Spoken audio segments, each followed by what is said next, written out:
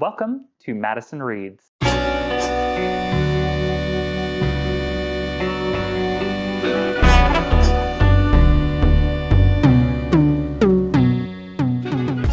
Mads, I'll be your host, and today we're actually talking about the Spoopy Booktag. I'm a big horror fan, and I thought it was a fun way to kind of jump into this and let you know a little bit about me. And Wedge and Old! This is one of my 5 fur babies. I read horror to sort of approach my own fears and my fears about the world around me in kind of a safe way. It's like I give myself permission to be afraid and enjoy horror in that way. So the first one is a book that scared you while you were actively reading the words on the pages. For me, that's not so much a book as a short story. It was Edgar Allan Poe's A Premature Burial. This story has scared me for years. It's one of my deep, dark fears of being actually like buried alive. And so it really stuck out to me. And it's a book that I've thought about for years to come. I still think about this one sometimes when I'm like getting like into like a small space, a closet particularly. I live in a very small place and that closet is pretty tight. So scares the absolute out of me. Number 2, a book that you didn't find scary while you were reading it, but afterwards you became incredibly creeped out. For me, that was Midnight Meat Train from Clive Barker's Books of Blood. When I was reading it, I was like, this is kind of hokey. Like, it feels like a horror story, but it's also like, oh no, I'm trapped on an evil subway train. And it's a secret murder wagon. I wasn't too scared. But then that evening, I had the worst nightmare about actually like being stalked. And now like I think about meat packing and like human slaughter, on the regular, just normal stuff. Number 3, a book that was so creepy.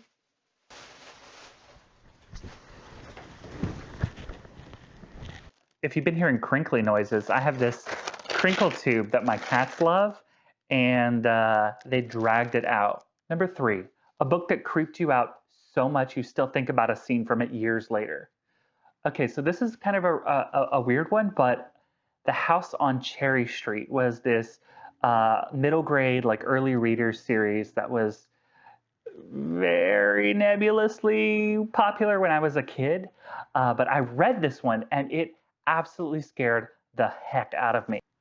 Like I'm talking about like nightmares, could not like go around my house without thinking about it.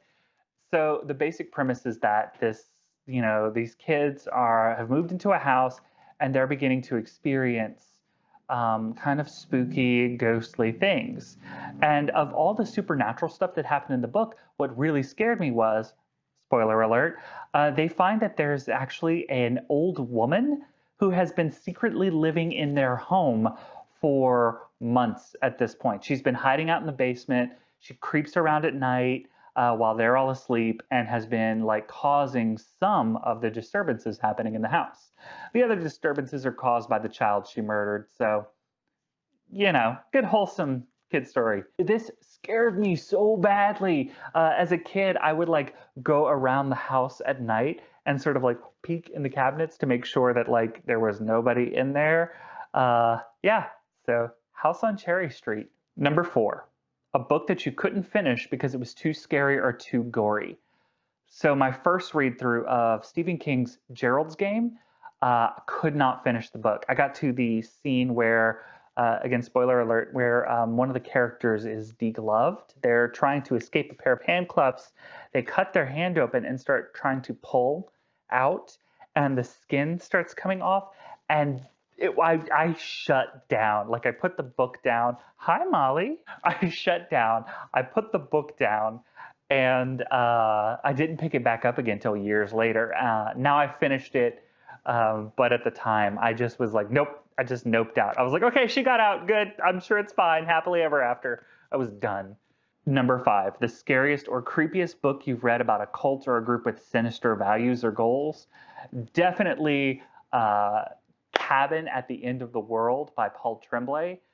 Nice, normal family goes out to stay at their little cabin in the woods. with their adoptive daughter. And I really liked this one. I picked this one up initially because it had queer protagonists. It was a cabin in the woods kind of story, which I kind of love, secluded family. And by the end of it, I was, white knuckled. I read this book in one sitting, could not put it down. There's a group of. Let me go! No! Stop! No! There's this group of people who just show up at this couple's cabin, kind of hold their daughter hostage and tell them that one of the three of them has to die, and they have to choose who it is. It's absolutely terrifying. It's heartbreaking, and absolutely one of the best books I read last year, by far. So 1000% recommend it. So Cabin at the End of the World by Paul Tremblay. Number 6, a horror book that takes place at an otherworldly location. Definitely Weaveworld by Clive Barker. Weaveworld is a dark fantasy by Clive Barker, who I love. I'll probably mention him 9 more times before this is through. It jumps back and forth. It's an isekai anime. No, it jumps back and forth between kind of our world and this fantasy world over the course of the story. And it has an antagonist that is truly nightmarish.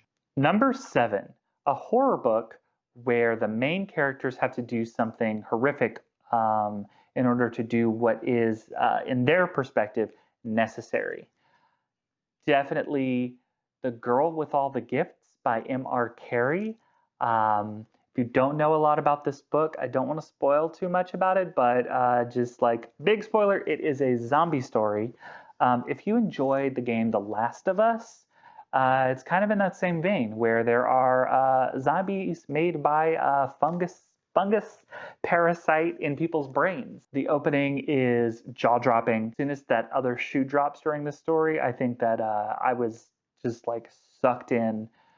It's another one that I couldn't put it down until I was finished. I was like sneaking it in and reading it during my work breaks and some of my not break time. What happens with the end of this, you will not see coming. So definitely give that one a read. Number 8, your favorite horror book that takes place during the summer. For this one, it took me a second to kind of think about like, okay, summer horror, and then it hit me. I love slasher movies. Give me anything where there is a creepy stalker chasing people through the woods. I'm in. I'm in this overall aesthetic that I just grew up with.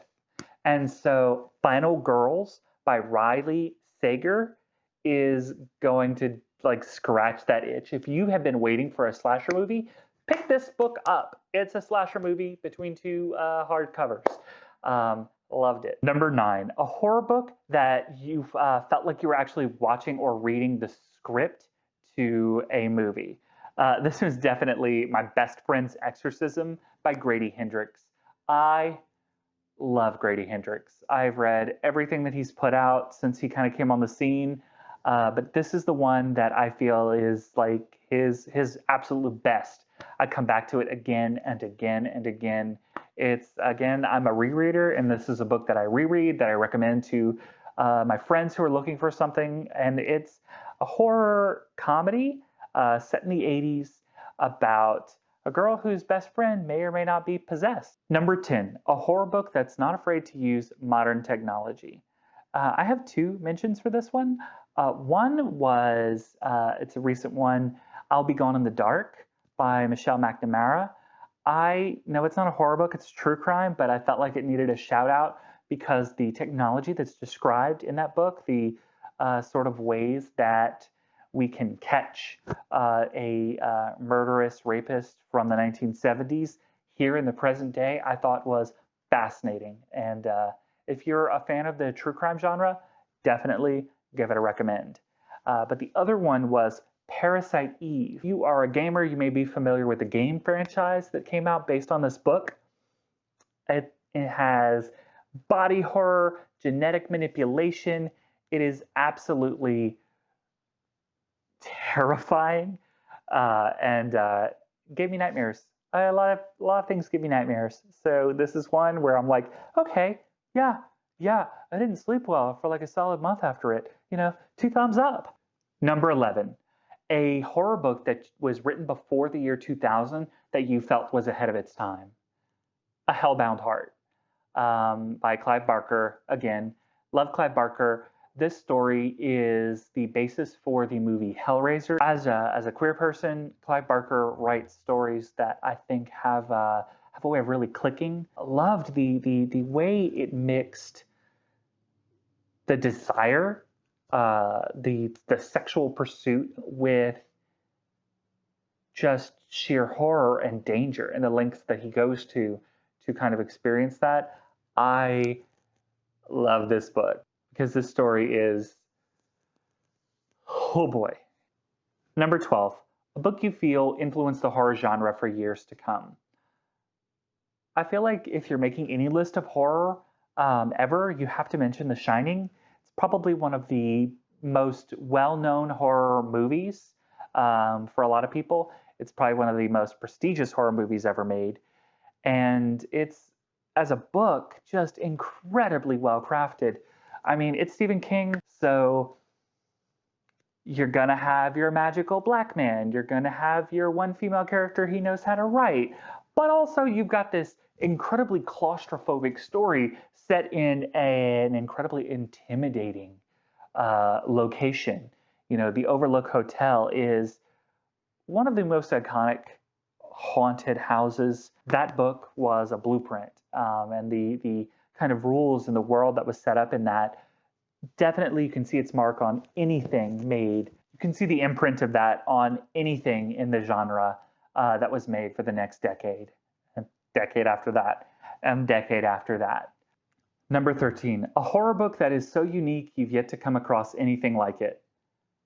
House of Leaves. House of Leaves is, if you like found footage, it's like a found footage book. An unreliable narrator, Johnny Truant, finds a thesis paper that's written about a movie that's a record of this couple that discovers that their house is bigger on the inside than it is on the outside. It does a lot of stuff that I think I had never seen before with a book. The typography of it moves. It makes you feel claustrophobic as you're reading it. And the whole story constantly has you questioning. It is an absolute pleasure to read for anyone that hates themselves. It's challenging because it's very dense and misleading throughout the book, and there's a lot of flipping back and forth, footnotes and endnotes, and it's definitely a project. I hope you enjoyed watching this as much as I enjoyed doing it. I also wanted to recommend something for all of our readers. Anyone who's like a big time reader and you're trying to save money with your book budget, use your public library, use your library. And the best way to do that is with library extension. If you have a Firefox or Google Chrome browser, check out library extension. What it does is it adds a little box to your Amazon and Goodreads whenever you visit a page, and you can set it for any library you have membership with, and it'll tell you if they have that book in their collection and even if it's in stock. So I find that it'll happen to me a lot. I want to read a book, I hear about a book, I pull it up on Goodreads or I pull it up on Amazon. It pops up there and I'm like, oh, it's already in my library. So I can just bloop, click that, place a hold on it, and it's done. It's mine. I have it. And it's easy to go to. So yeah, if you would like to check out this show and you want to hear more about what I have to say about books and reading and all that sort of stuff, go ahead and subscribe as time goes by. My next video is actually going to be about the newly released Axiom's End by Lindsay Ellis. I'm working on it now. Loving this book, and I can't wait to talk about it next week. So yeah, thank you so much. Adios.